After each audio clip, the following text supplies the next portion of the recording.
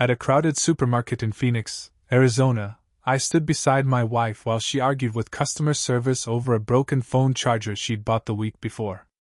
I barely listened, distracted by the long workday behind me and the ache settling into my lower back. "Daniel, can you please take my phone to the repair kiosk while I handle this?" my wife Claire asked, handing me her cracked iPhone. "The screen's been freezing all morning." I nodded automatically. Nothing about that moment felt unusual. Nothing warned me that within the next hour, my entire marriage would collapse and rebuild itself in the most terrifying way imaginable. The repair kiosk sat near the grocery entrance beside the Starbucks counter. A middle-aged technician named Leonard adjusted his glasses as he examined Claire's phone under a bright lamp. "She really smashed this thing good," he muttered. I chuckled weakly. "She dropped it down the stairs this morning." Leonard connected the device to his computer while I waited nearby scrolling through sports headlines on the mounted television overhead. Then something changed. The color drained from his face. His fingers froze above the keyboard. Slowly, he looked up at me. "Sir?" he whispered carefully. "How long have you been married?" The question caught me off guard. Almost 13 years." Leonard swallowed hard. Then he leaned closer across the counter. "If I were you," he said quietly, "I wouldn't go home tonight." Every muscle in my body tightened. "What?" He glanced nervously toward Claire across the store. "I'm serious," he whispered. "You need to look at this." At first, I assumed he'd found evidence of cheating. Maybe explicit messages. Maybe another man. That alone would have destroyed me. But what I saw was far worse. The screen displayed an encrypted-looking conversation thread with a contact saved only as Status update? Target remains unaware. Good. Maintain normal routines until transfer day. He's becoming emotionally attached. That complication was expected. Stay focused. Understood. My throat tightened instantly. Target? Emotionally attached? The messages continued. Monitor his movement patterns carefully this week. Any changes to schedule? No. Same office. Same gym. Same coffee shop every Friday. Perfect. Predictability keeps risk manageable. I felt cold all over. "They're talking about me," I whispered. Leonard nodded grimly. "There's more." He opened the photo gallery. My stomach dropped. Dozens of photos showed me completely unaware. Walking into my office building. Filling my truck with gas. Sitting at my favorite diner reading the newspaper. Leaving our neighborhood gym. Some were taken from far away through tinted windows. Others were zoomed in disturbingly close. It looked like surveillance. Not marriage. Surveillance. I stared at the screen while my heartbeat hammered violently in my ears. My wife had been documenting my life like I was some kind of assignment. "What the hell is this?" I muttered.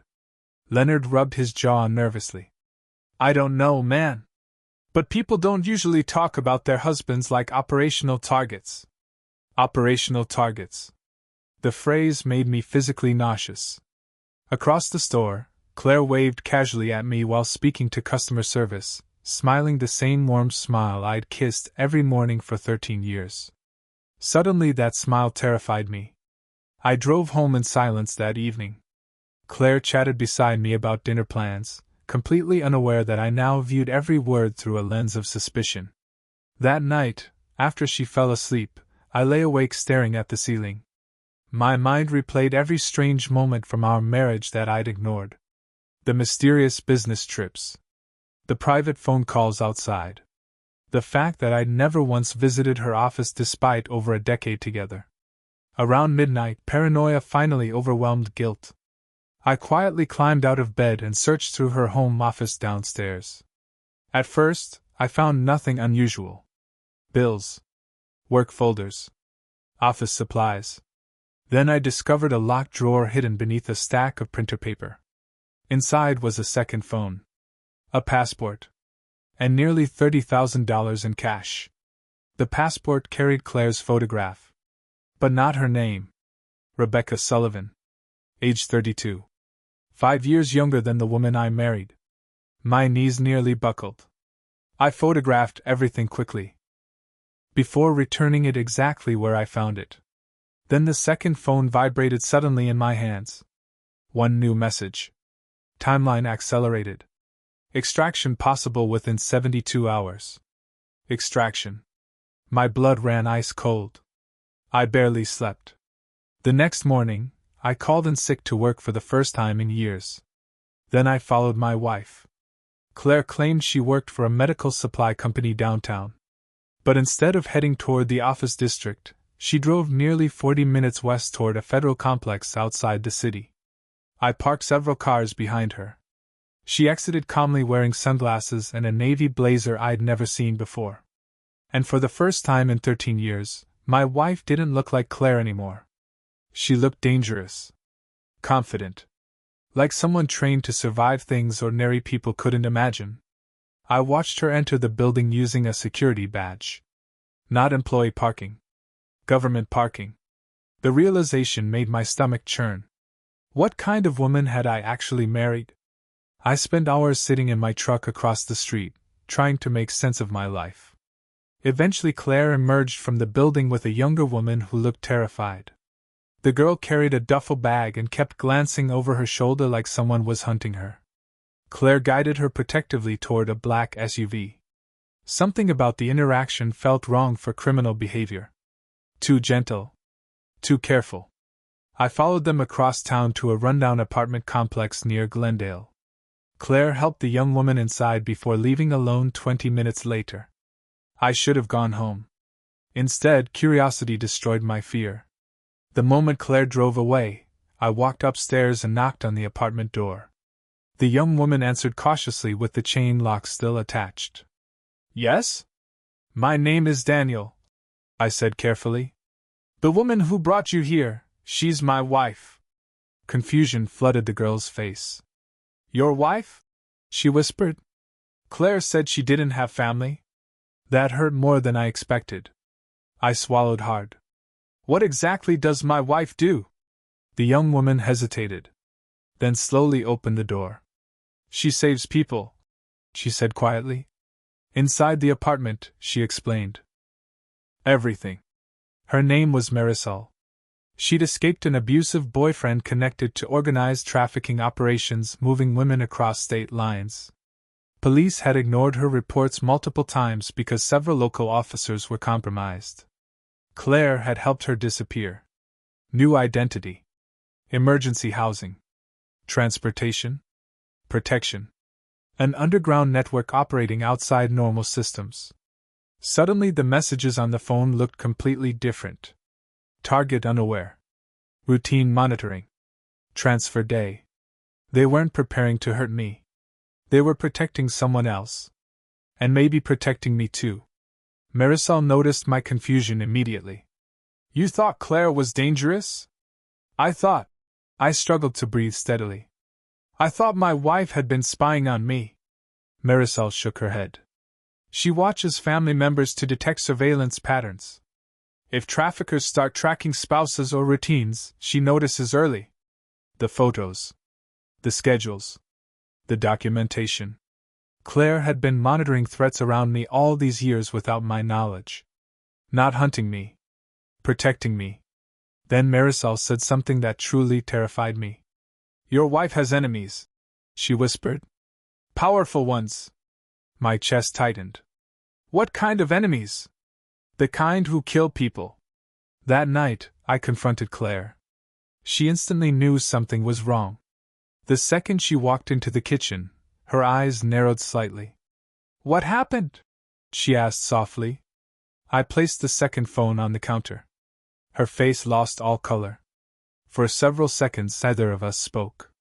Then she quietly locked the front door, closed the blinds, and sat across from me at the kitchen table.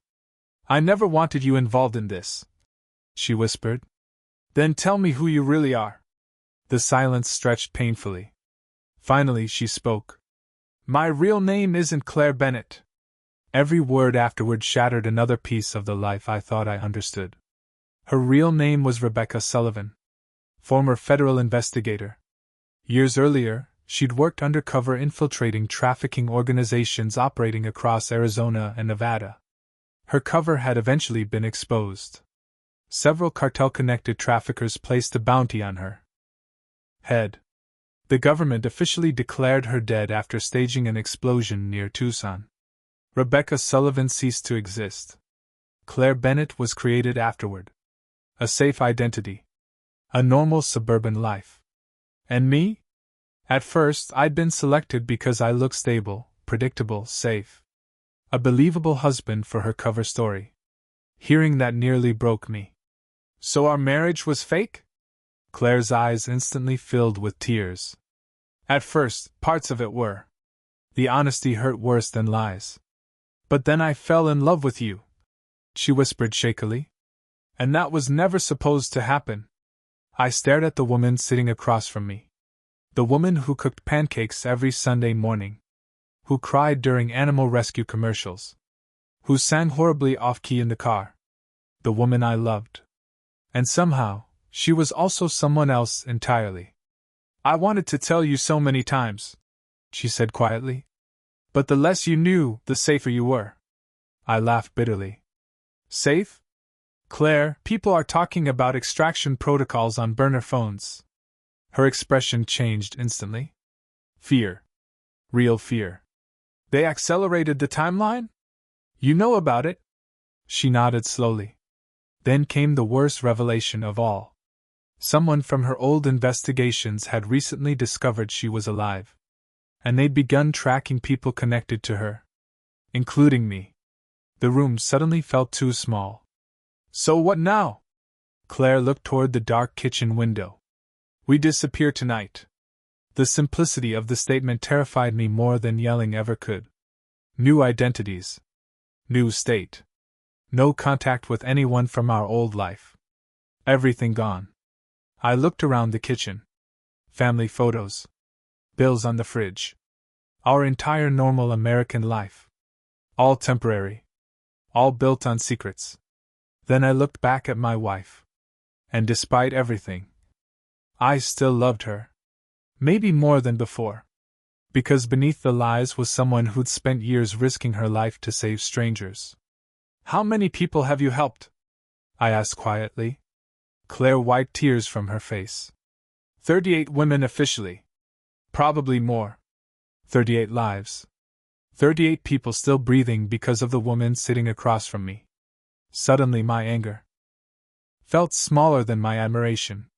You should hate me, she whispered. I probably should. She looked down silently. But I can't. Her eyes lifted slowly toward mine.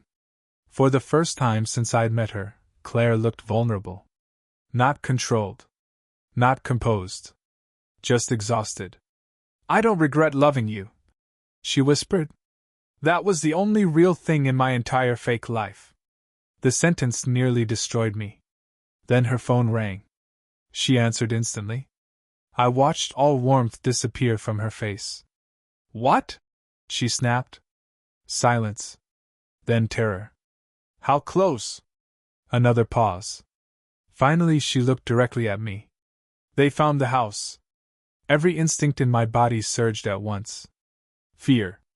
Adrenaline. Panic. Claire hung up immediately. We have maybe 20 minutes. That was it. No dramatic speeches. No emotional processing. Just survival. She moved through the house with shocking efficiency. Cash. Documents. Weapons. Emergency bags hidden in places I never knew existed. Within minutes, our ordinary suburban home transformed into an evacuation site. I stood frozen watching the woman I married become someone entirely different. Not Claire. Rebecca. Trained. Focused. Dangerous. She noticed my expression. I know this is insane. No, I said quietly. What's insane is that you carried this alone for 13 years. For a second, emotion cracked through her composure again. Then headlights appeared outside the front window. Claire instantly killed the kitchen lights. 2 black SUVs rolled slowly past the house. Not police. Not neighbors. Hunters. My pulse exploded. Claire grabbed my arm immediately. Back door. Now. We ran through darkness into the desert behind our subdivision. My lungs burned as we crossed rocky terrain under moonlight. Somewhere behind us, engines roared. Doors slammed. Voices shouted. They were inside our house now. Searching. Hunting. At one point, Claire pulled me behind a dry wash embankment as flashlight beams swept across the desert less than 50 yards away. I could hear my own heartbeat. Claire pressed a finger gently against my lips. Even terrified, I noticed her hand trembling. Not from fear for herself. Fear for me. That realization changed something inside me forever. For 13 years, I thought I was protecting our family. In reality, she'd been protecting me every single day. Eventually, we reached an abandoned service road where another vehicle waited. A gray pickup truck. A man stepped out holding a rifle. For one horrifying second, I thought we were dead. Then Claire relaxed slightly. Daniel, this is Owen. The man nodded once. Federal Marshal Service. My brain could barely process reality anymore. We drove through the night toward New Mexico. At sunrise, Claire finally spoke again. You can still walk away after this, she said quietly from the passenger seat. Witness protection can separate us safely. I stared out the window at endless desert sunlight. Then I looked at her. The woman whose entire existence had been built on survival and sacrifice. You spent 13 years protecting strangers, I said softly. I'm not abandoning you now. Claire cried silently the rest of the drive. 6 months later, we lived quietly outside Asheville, North Carolina under new names. The trafficking network Claire once investigated collapsed after coordinated federal raids across 4 states. Dozens arrested. Millions seized. Several corrupt officials exposed publicly. And for the first time in years, Claire could finally sleep without checking windows every hour. Our life now is simpler. Smaller. But honest. No more fake companies. No more hidden phones. No more secret identities between us. Sometimes we sit on the back porch watching mountain fog roll through the trees while Claire drinks coffee beside me in silence. Peace still feels unfamiliar to her. But she's learning. And honestly, so am I. Every once in a while, I think back to that supermarket repair kiosk in Phoenix. The cracked phone. The pale technician. The messages that shattered my reality. At the time, I thought discovering my wife's secrets would destroy my marriage forever. Instead, it revealed the bravest woman I'd ever known. And somehow, after all the lies, the fear, the running, and the danger, we finally became real.